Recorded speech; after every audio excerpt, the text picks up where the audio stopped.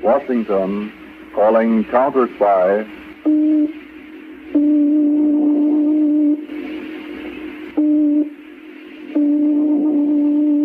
Washington, calling Counterspy.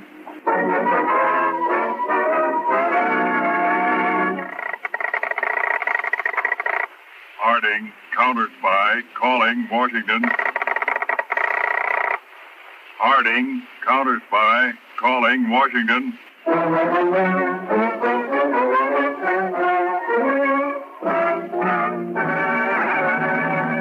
The Blue Network presents Philip H. Lord's Counterspy.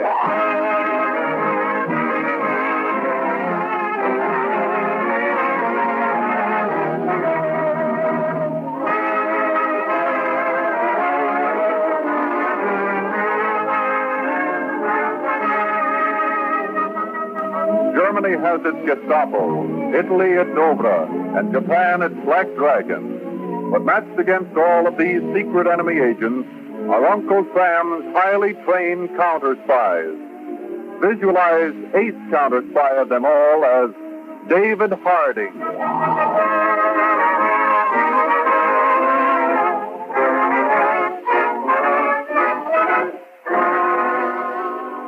In Washington, Brigadier General Whitcomb sat in his private office at a large oak desk. Standing in front of him was First Lieutenant John O'Brien. Lieutenant O'Brien. Yes, sir? I have another mission for you. A most important mission. Yes, General. Let's see. You've been my official messenger for 7 years, correct? 9 years, sir. 9 years. Well, Lieutenant, you've been most methodical, resourceful, and diligent. Thank you, sir. Now, this envelope contains certain very important documents. They concern changing some of our heavy artillery on the West Coast. Carry it inside your uniform. Now, I want you to deliver these to the commander of the San Francisco fortifications. Deliver them right into his own hands and to no other living person. Yes, sir. Shall I fly, sir? No, I don't want to call attention to your mission in any way. Just quietly get on the train, as though you were carrying nothing of any importance. There's a transcontinental train tonight at 10 o'clock, Lieutenant. Yes, sir, there is. All I've got to do is go back to my hotel room and cancel several engagements I had, sir.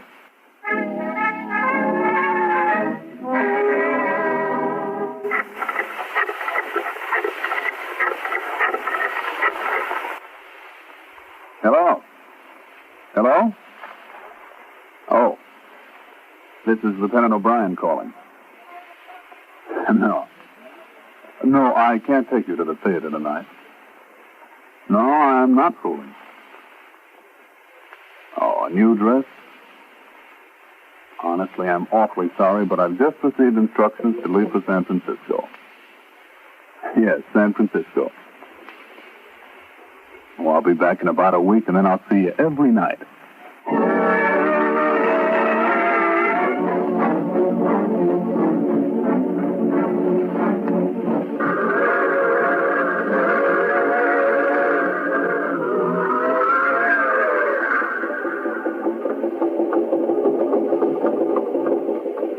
Tickets, please.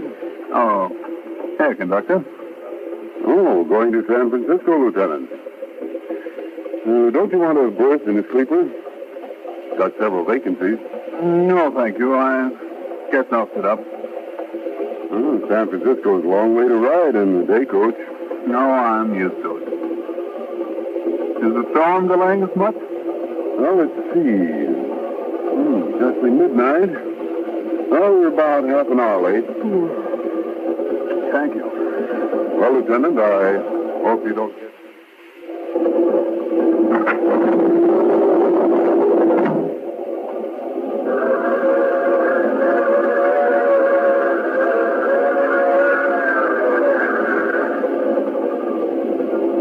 What's wrong with the lights?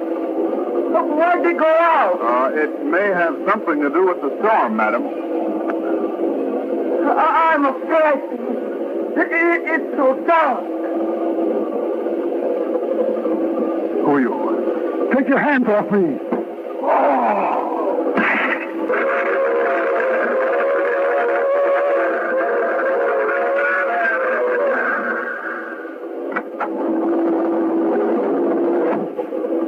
have the lights back on in just a minute. Conductor, something terrible has happened. What happened, madam? We heard a fight. A glass breaking. Where? About 3 or 4 seats in front of me. Turn your flashlight up there. We can't get the lights on. Somebody's cut the wires. Right there. See? Why, the glass is broken out. And blood. Oh, that's where the army officer was sitting. He must have been thrown out the window. Hold on, everybody. I'm going to pull the emergency.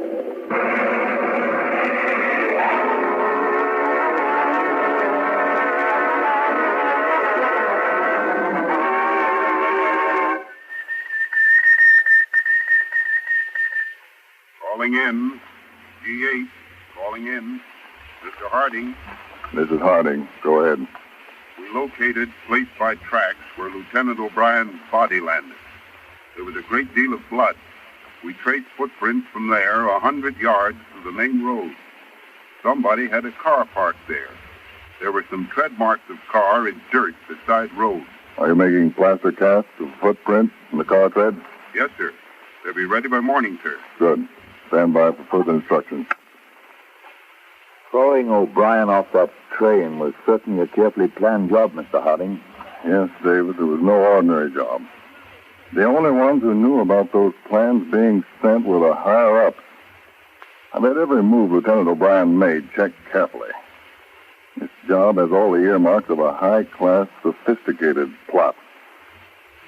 David, I want somebody to do some special work for me who travels in high Washington circles. Couldn't we get one of our own operators into that circle? We could. But I want somebody already there, some prominent person who wouldn't be suspected of working with us. I'm going to talk to Lady Ashton. She's helped you before. She's a social leader, and she can be trusted.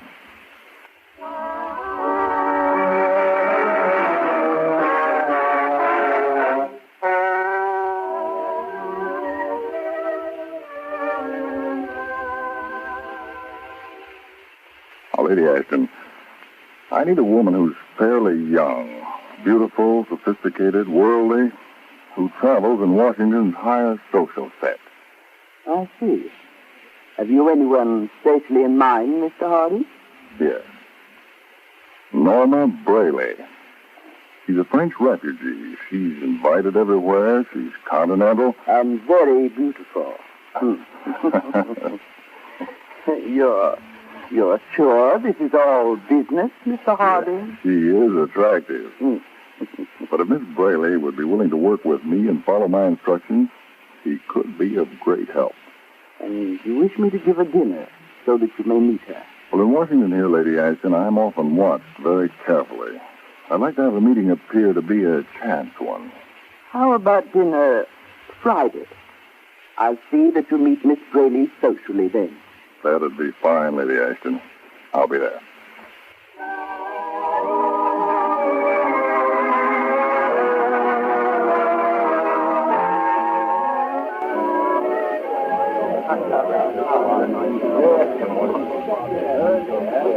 Yes, but you must have some opinions on how the war is going, Mr. Harding. I know how it's going to go, Miss Brayley. Shall we walk over to the other side of the room for a minute? Yes, certainly. You know, I think Lady Ashton gives the most entertaining evenings of any hostess in Washington. Ah, she's a very charming person. Miss Brayley. Yes? I don't want to be seen talking to you too long, so I'll come right to the point. Oh, you sound very serious, Mr. Harding. You're a French refugee, Miss Brayley. You fled Paris just before it fell. Your entire family is still there. Well, how did you know that? More people are investigated nowadays than they think. Now, Miss Brayley. Yes? Would you take some risks if you thought you really could be of help against our mutual enemy? Oh, I'd do anything in the world. Everything is a risk nowadays. I need someone who travels in Washington's best society. I need someone who's never been connected with counterspying in any way. Someone of courage, insight, sophistication. You mean me? Yes. On a very hard and difficult case right now. I need someone just like you. In fact, you.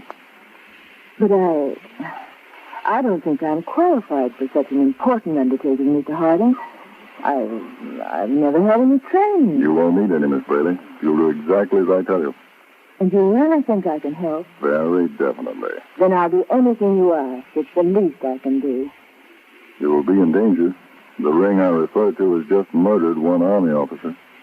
I'm not easily frightened, Mr. Harding.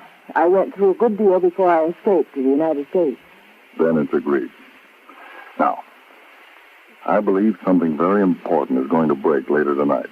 Now, any calls I make to you must be made in such a way that they can't be traced. Now, tomorrow morning at 10:30, go to the Farnsworth drugstore on Maple Street. Yes. There are 3 telephone booths there. Go into the middle booth. Make several telephone calls so you can hold the booth, so no one else will be using the phone. Now, hang up the receiver at exactly 11:30. Now, I have that phone number. I'll do the same thing on the other end of town so that my call to you will be from one telephone booth to another, so the call can't be traced. I'll be there, Mr. Harding, right to the second. And be sure and don't call me by name over the phone.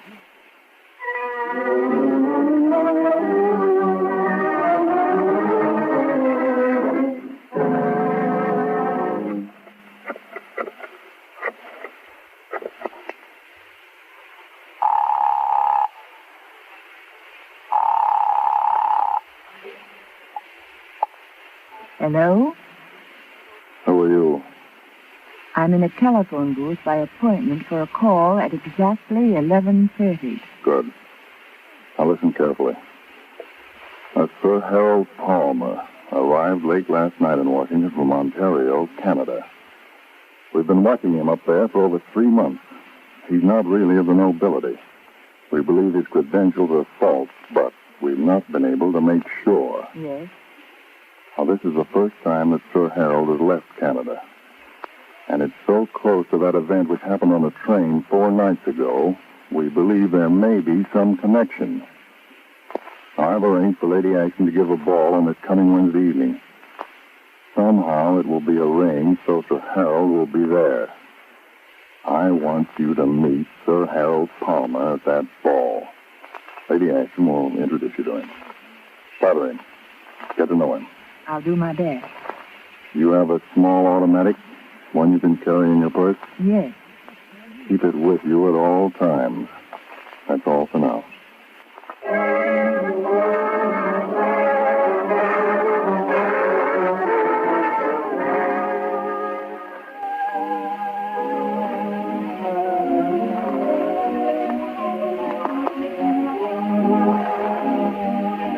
Sir Harold, we're so delighted you came this evening.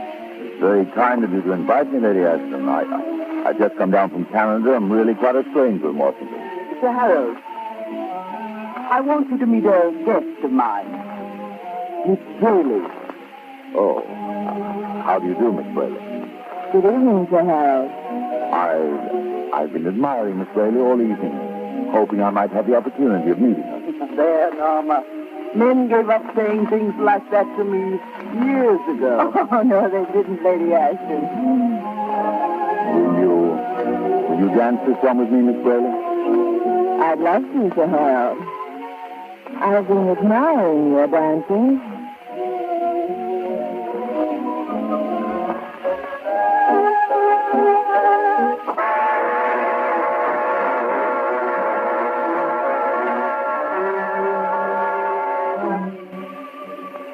Reporting. The gentleman in question and lady spent the evening at the theater, later attended Crescent Club, and he has just now taken her home. Place operator 7 is made on his floor at hotel. That is all. E8 reporting. Gentleman in question and lady went for a drive out of Washington. Stopped at Mayflower Club on Highway 3 for dinner and dancing. Have just returned to Washington. If gentleman orders theater tickets for play opening Friday, C gets 2 A seats in 4th row, center aisle. That is all. G8 reporting. Operator 6 followed couple in question this morning. She went shopping, and he accompanied her. Overheard conversation indicating they are planning to meet this evening in his hotel room. Check.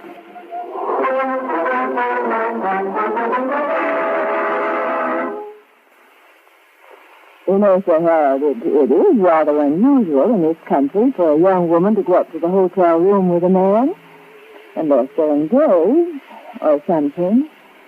Is that so? Very interesting. Well, continuing, we had in our home for many years what I should call as fine a collection of pastoral art as there is outside of a museum. We very seldom went out of an evening. The paintings are so beautiful, landscaping of all times. Yes, I see. Am I boring you with this long dissertation on art and It was just a question. Did you yawn? Oh, no, certainly not. Continue. Tell me more about these oil paintings in Dorchester.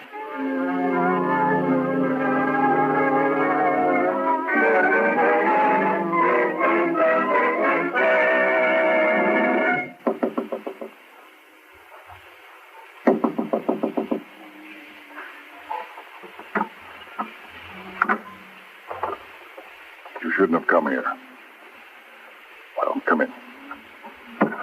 I'm sorry, Mr. Harding, but I didn't know what to do. I know, but it's 2 o'clock in the morning, Norma. Come up to my hotel room and put those who might be watching me wise to the fact that you're working with me. But something terribly important has happened, Mr. Harding. What? Well, Sir Harold kept talking and talking about art so late that I asked him to order some food. And when he went into the adjoining room to telephone room service, I had a chance to look in several drawers, and I found these papers. Let me see them. I had this little gun with me in my bag, but, well, no woman would ever have to show it to Sir Harold. Here. Huh. You looked at these? Yes, they're reports. And they state very clearly they concern confidential information between the United States and Canada. Yes. And this one even goes so far as to mention certain fortifications. Well, then it's the information you want? Not the exact information, but it very definitely shows Sir Harold is working against the interests of the United States and Canada. But you should not have come here, Norma. In fact, you shouldn't have taken these papers. Yes, but why? Now you've got proof against Sir Harold. Yes, but he'll miss these papers, and he'll know you've tricked him and disappear. Oh, then I haven't helped. Oh, yes, you've helped. Do you suppose that's someone who saw me come up here to your room? Have I caused you more trouble? Unless I miss my guess, this is a report that Sir Harold has already left. Hello? G8 reporting. Sir Harold has checked out of hotel. Has ordered car from nearest garage. Shall I replace chauffeur? No. Too dangerous at this point. Drop his trail. Tell operator 37 to pick it up. Yes, sir. I never felt so badly in my life, Mr. Harding. I feel that I've bungled the whole thing. Now, don't feel that way, Norma. You just accomplished so much more than I expected, I wasn't ready for it. You're not just saying that. No. I mean it. Oh, I'd rather hear you say something like that than anyone else. Now, of course, the artillery plans which were stolen from Lieutenant O'Brien have already been changed. A new set of plans is being sent to California Saturday night by plane. We'll wait and see if the Gestapo makes an attempt to get those new plans Saturday night. I see. But what can I do, Mr. Harding? Now, tomorrow night, dress very simply. Yes. Take the bus, the Maryland bus, to the end of the line. Get off there and wait for me. Things have taken a pretty serious turn. Tomorrow night should tell us a lot.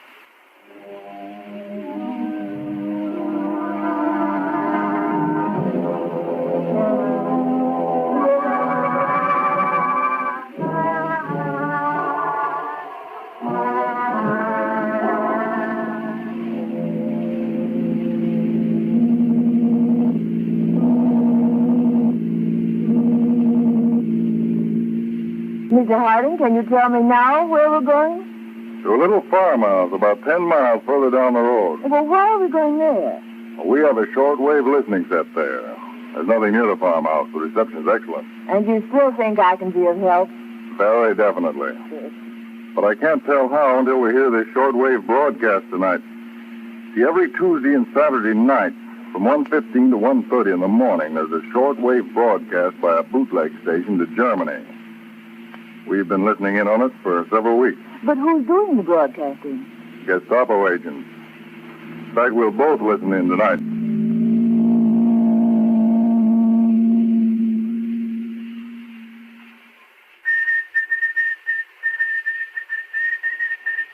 Oh, I've never seen so much electrical equipment, Mr. Harding. Now, you sit down here beside me, Norma. Now, take these earphones. Yeah. I'm calling another shortwave station of our own. One of my men's operating it. 42B. 42B. Come in on 24.5 megacycles. Come in. Your signal is weak, but I can get it. Come in. Proceed according to schedule. That will be 3 minutes and 20 seconds. Then meet me at appointment. You get it? Exactly 3 minutes, 10 seconds, and we'll contact. That is all. Was that a shortwave station in another farmhouse? No. Oh, it was a portable sending and receiving set in a car. That's why it didn't have too much power. Oh. Now, you don't understand German, do you, Norma? No, I don't. Then I'll interpret for you. Broadcast we should be picking up right now. Now, take these earphones. He's making contact. You'll hear him in a minute. And this radio station we're hearing is operating illegally in direct contact with Berlin? Yes. But we've got it spotted. Auf Welle 24.500 nach Berlin. Achtung! Geheimbericht von größter Wichtigkeit. He's just saying he's got some real news tonight. Auf Welle 24.500 nach Berlin. Die Pläne zur Befestigungsanlagen der nordamerikanischen Westküstenverteidigung sind plangemäß gestohlen worden. Talking about the West Coast fortification papers that were stolen from us. Leichtigkeit überwunden. Die beiliegenden Dokumente sind in unserem Besitz. Telling Berlin that the Gestapo have the papers, but the question is how to get them out of the country. Die Überseesendungen sind schärfstens überwacht. Revidierte Pläne werden Sonnabend an die Westküste per Flugzeug gesandt. Now he's saying revised plans are to be sent to the West Coast this Saturday night. Das Problem, Pläne aus dem Lande zu schleppen. Get those hands up, quick! Who are you? Get out of here! You make a move, I'll shoot. The United States Counterspy. Now get your hands up. Move away from that broadcasting microphone. They're being captured. But this is just an amateur sending set. Oh, yeah? Put the cuffs on him, Frank. We've already got the cuffs on your three pals. The two downstairs, the one in the other room. Take them out, boys. Remember, these four are the ones who murdered Lieutenant O'Brien. This shortwave set won't be used anymore tonight or any other night. Well, Norma, you really heard something that time. They were really captured by your men? They certainly were.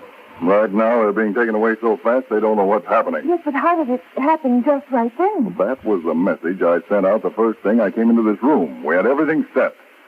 Come on. I want to drive back and face them.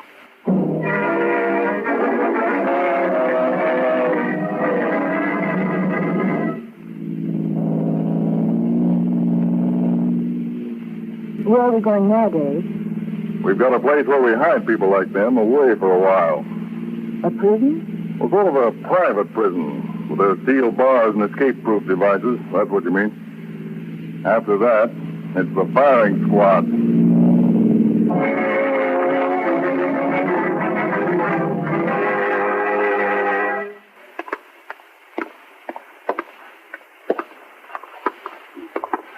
All these people in these cells, Norma, are agents of the Gestapo or the Japanese Black Dragon. Let's go into this cell now. Wait. Oh, it's horrible. These prisoners just look at us. You can see in their eyes. They know they're going to be shot. Oh, guard. Is it? Check and see if it's Sir Harold Palmer has been brought in yet.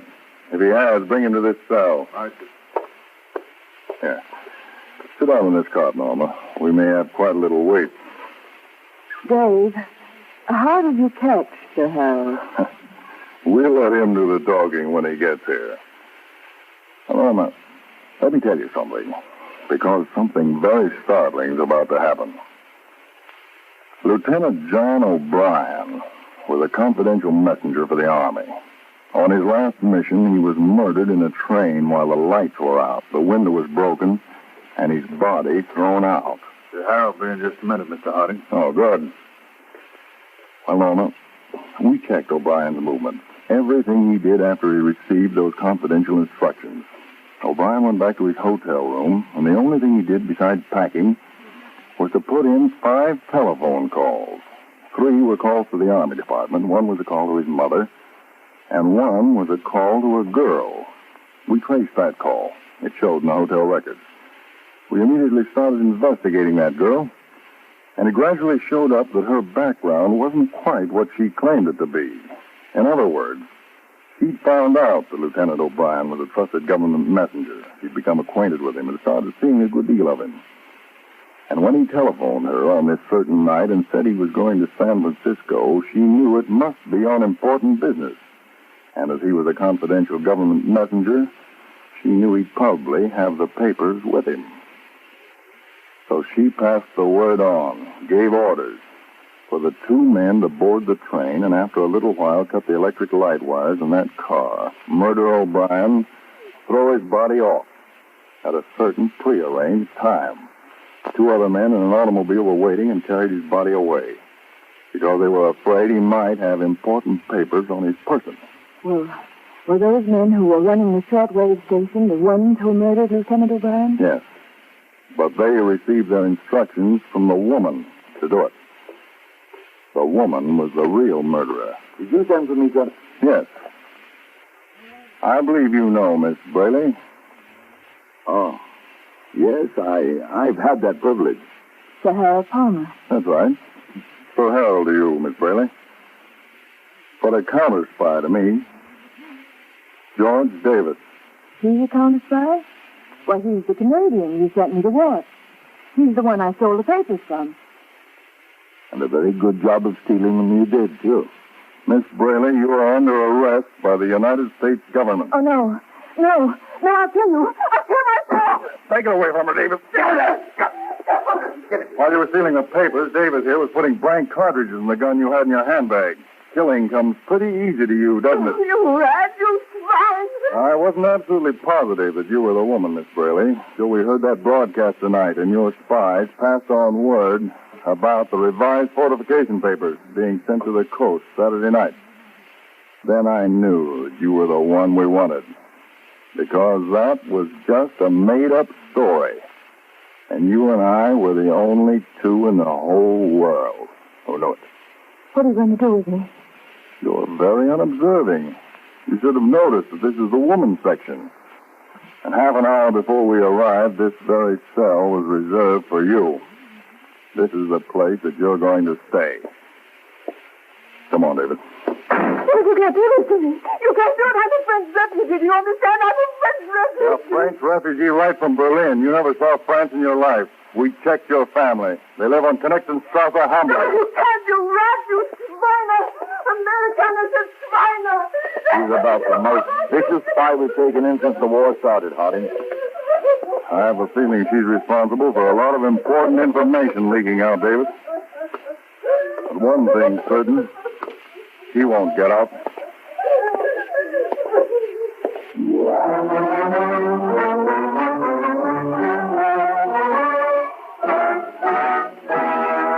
That great invisible army of undercover agents, which is working 24 hours a day, 7 days a week, to protect this country from enemies within.